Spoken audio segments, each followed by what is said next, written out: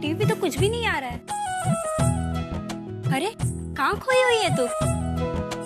लगता है बॉस के दिए हुए गिफ्ट का हैंगओवर अभी तक उतरा नहीं है। ए वर्षु, तेरे बॉस ने तुझे क्या दिया? Something special? Obviously it's something special, क्योंकि अगर स्पेशल नहीं होता तो सर तो ऑफिस में ही दे देते, राइट? वहाँ तो वेरी कैजुअली हैप्पी बर्थडे वर्षा कह रहे थे, जैसे कि हमें पता भी नहीं कि आगे क्या होने वाला है। ए इतना भाव मत खाना, बताना क्या दिया? बस हो गया यार तुम लोग, प्लीज तंग मत करो मुझे, अकेला छोड़ दो, मेरी तबीयत ठीक नहीं। यस वर्षा मैम, अश्विन सर ने आपके लिए गाड़ी भेजी है और आपको सत्कार रेसिडेंसी होटल में बुलाया है। ये है बड़ा surprise. Not bad. Shut up यार, उसके लिए जाना ना। अरे घूमो यार, घूमो। रश्मि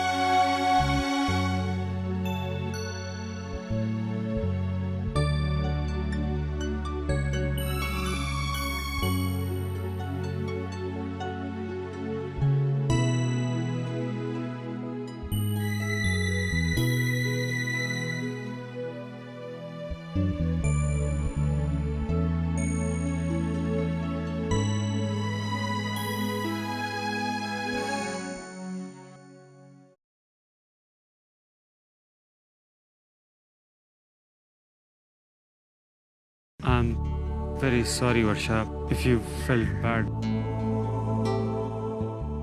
I really like you, Varsha. Rather, I should say that I love you.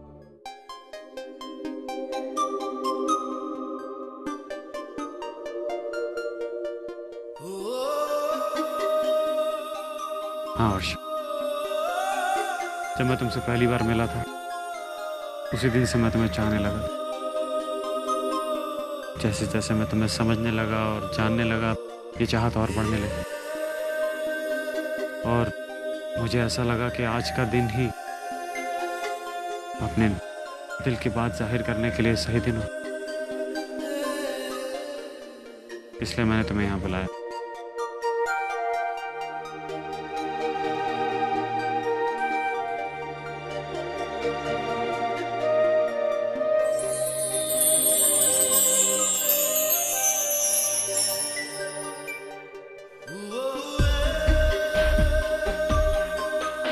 This is for you. वर्षा,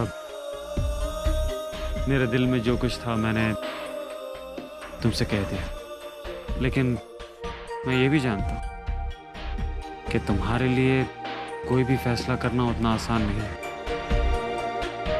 ये तुम्हारी पूरी जिंदगी का सवाल है। So take your time. अच्छे से सोच समझ के फैसला कर।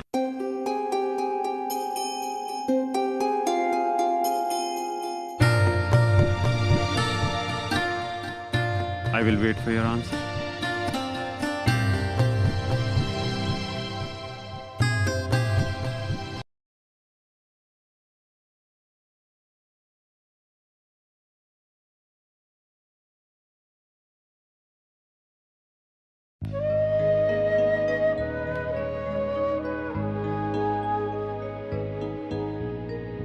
साढ़े 8 बज गए। अब तक तो अर्चना को बाहर आ जाना चाहिए था। नहीं दादा, अब हिम्मत मत हारिए। मेरा दिल कहता है सब ठीक हो जाएगा, वही वापस जरूर आएगी। एक बात तो तय है कि अब हम दोनों के हाथ में ज्यादा कुछ बचा नहीं। अब अगर कोई कुछ कर सकता है तो सिर्फ गणपति बाप्पा है।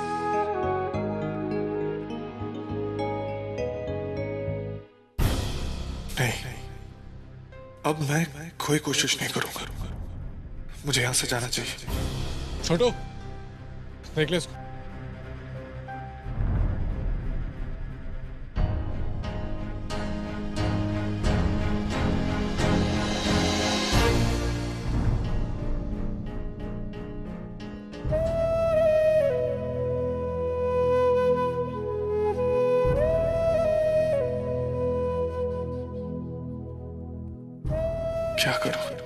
क्या करूं?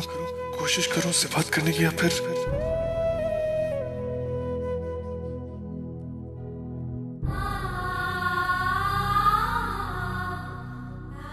नहीं, बिना बोले कुछ हासिल नहीं होगा।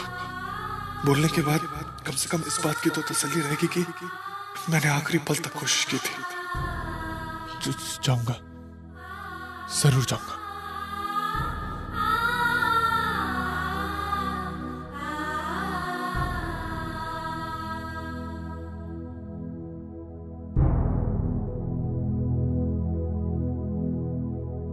समझ में ही नहीं आ रहा है बात कहां से शुरू करूं। कहीं वो फिर से गलत समझ बैठी तो नहीं।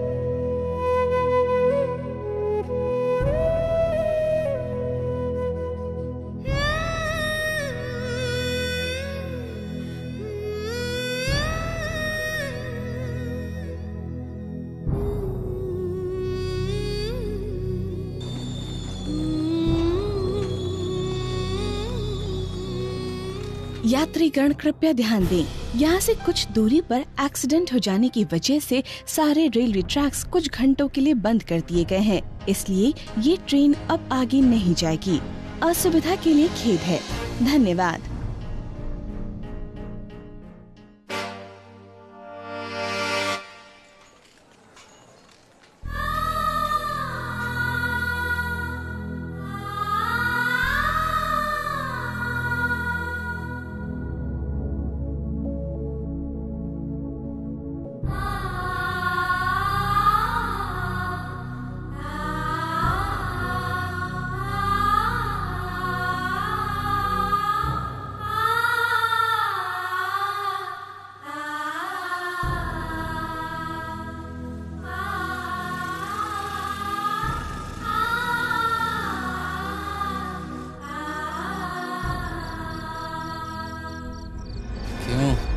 अच्छी है ना? अच्छी? ये तो बहुत अच्छी है यार।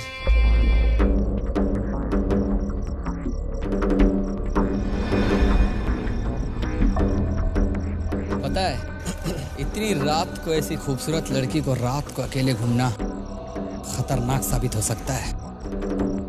हाँ तो मैं होलू इसके साथ। अबे तू क्यों, मैं भी हो लेता हूँ, चल।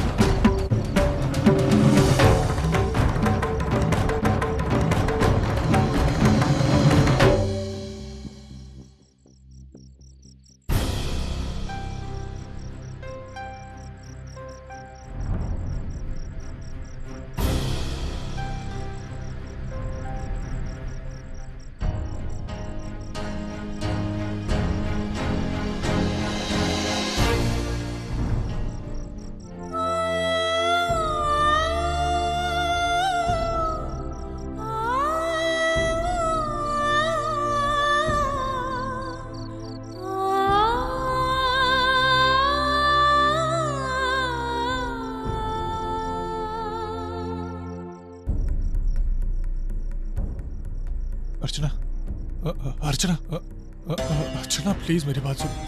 हर बार तुम ऐसे। आप प्लीज ऐसे चले जाइए, कहीं बात का बतंगड़ न बन जाए। नहीं।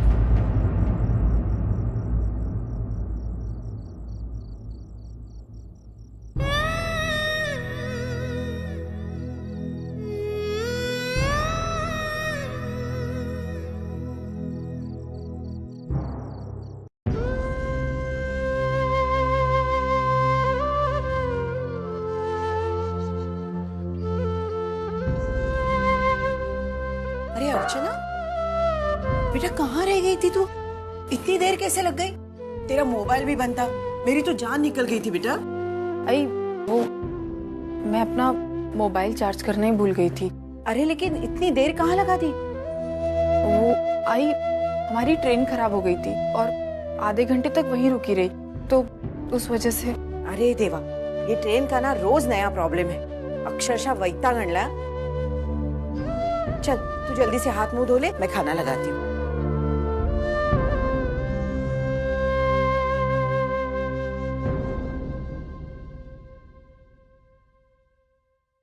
पता है अर्चू, आज सतीश की माँ आई थी हमसे माफी मांगने के लिए। चलो, इससे एक बात तो तय हुई कि तेरे लिए लोगों के दिल में जो गलतफहमियां हैं वो धीरे धीरे दूर होती जा रही है। अच्छा, बहू कम नौकरानी ज्यादा हो गई है इस घर में। मैं हर काम के लिए मैं ही दिखती हूँ। अरे एक लड़की क्यों नहीं रख लेते? सारे काम हमसे ही करवाते हैं।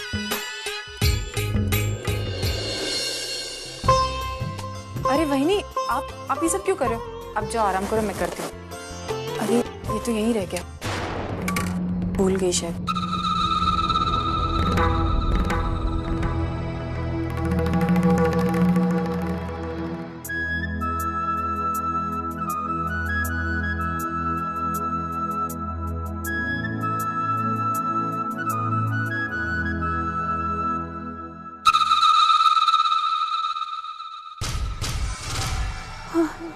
इसका मतलब अर्चना इस मंगलसूत्र के बारे में कुछ भी नहीं जानती। तभी मैं सोचूं, इतनी देर से उसने कुछ पूछा क्यों नहीं मुझसे? अच्छा ही है, सब कुछ मेरे फायदे में ही हो रहा है।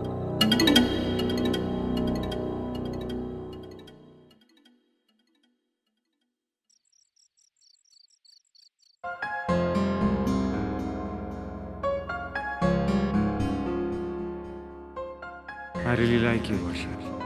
Rather, I should say that I love you.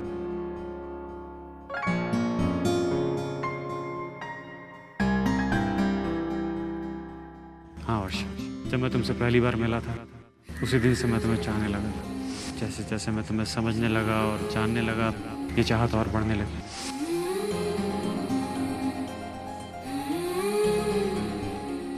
ये तुम्हारी पूरी जिंदगी का सफर।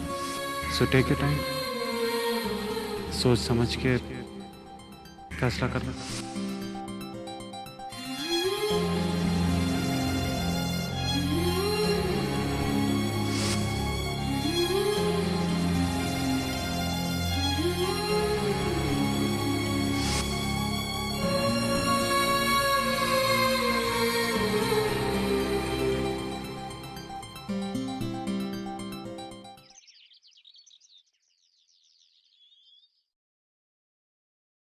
मंजू, हाँ मैं एक लोन एप्लीकेशन देने के बारे में सोच रहा था।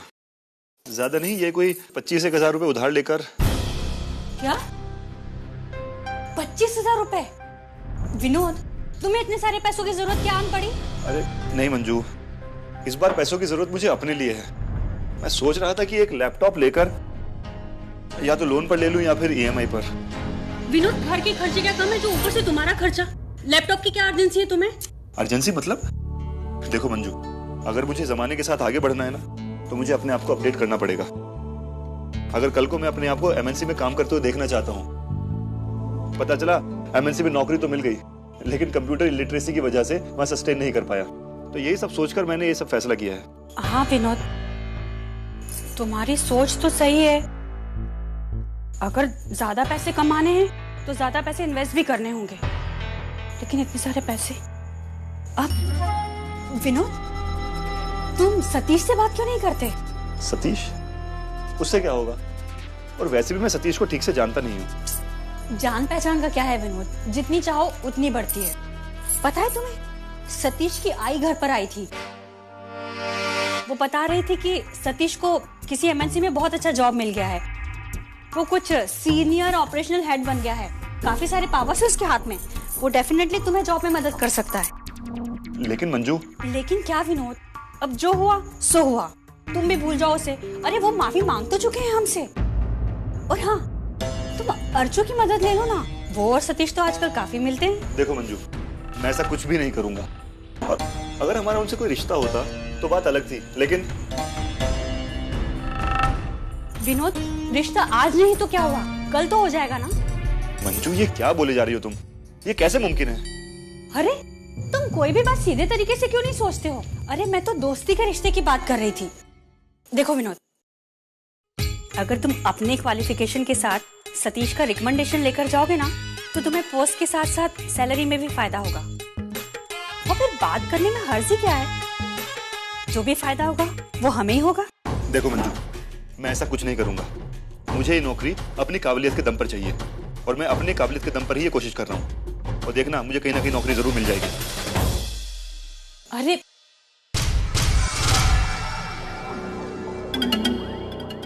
विनोद, इस बार मैं तुम्हारी बिल्कुल नहीं सुनने वाली। तुम लाख ना बोलो, मैं कुछ न कुछ चक्कर जरूर चला कर रहूंगी, क्योंकि अब सतीश का हमारे घर पर आना मेरे लिए हर तरह से फायदेमंद साबित होने वाला है। इससे अर्चना और मानव का रिश्ता टूटने में भी मदद मिलेगी और तुम्हारा काम भी बन जाएगा।